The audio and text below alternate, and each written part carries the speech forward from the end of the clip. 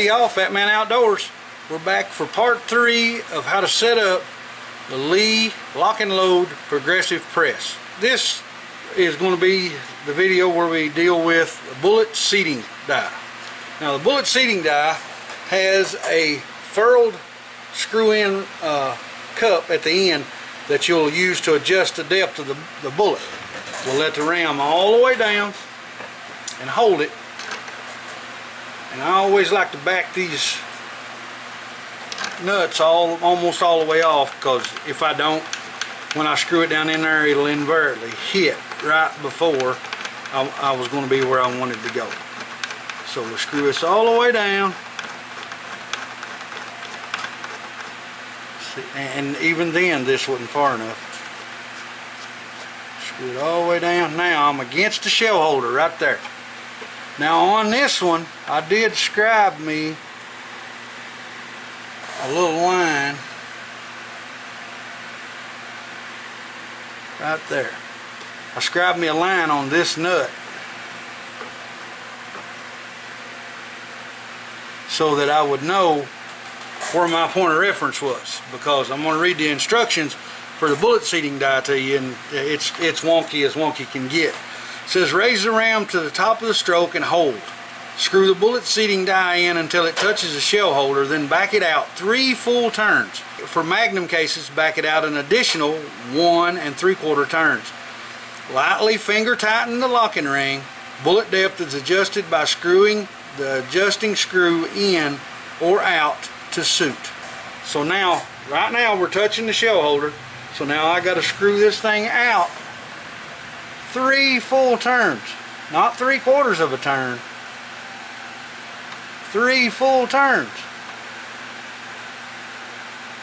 Now, you might come lucky by a half a turn or 3/4 of a turn or a third of a turn if you don't have a reference mark. But I'm going to tell you right now, you're probably going to get lost in 3 full turns without something to reference off of.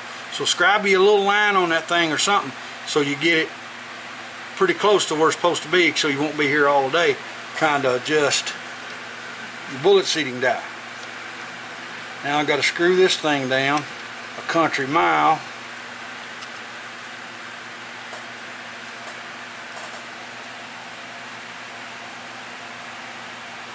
Now again, we're going to make a dummy around here, so because I don't put powder in nothing.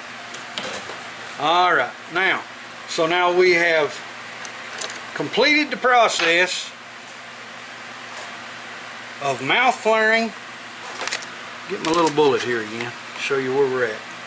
We got our nice mouth flare set up, ready to go, that we can get just enough of the bullet down in there to give it a good seat.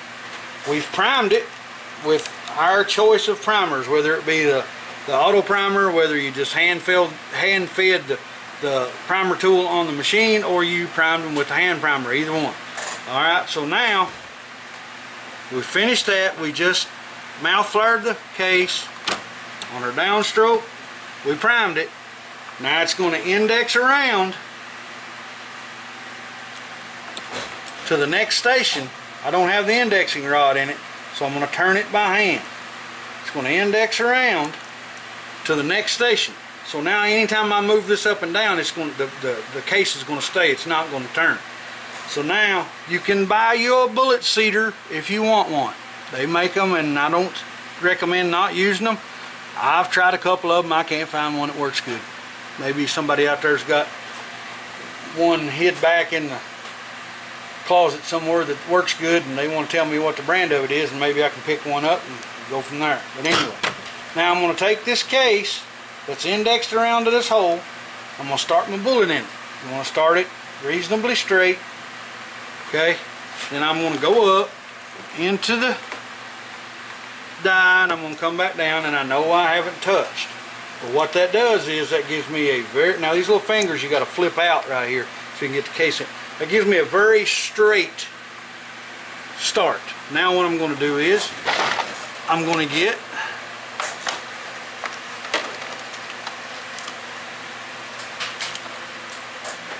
my measurer here, my caliper out. I don't know why this thing always goes to millimeters. I think it wants me to move to England. I don't know. I'm going to 0 it. And right now we are setting at a COL, or case overall length, of 1.260. So now I've got my Lee reloading manual out here, and if I look here under 124 grain lead bullet for the load that I'm going to use. Now I look in the book, and the overall case length that I want for these rounds is 1.150. I'm at 1.185 right now, so we're close. Take it in just a wee bit. Put it right back in that same shell holder. Turn down. 1.173. Just a scotch more. We're getting close.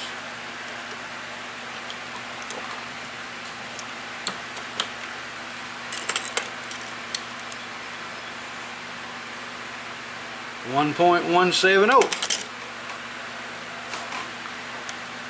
This is the thing I hate, because you can take care of too long, but you can't redo too short. 1.166. We're getting real close. This is the finicky part, but you got to be finicky when you're reloading your own ammo, because that way you can be safe and something that's going to be reliable. Oh, that's right there, 1.153. Just a wee bit.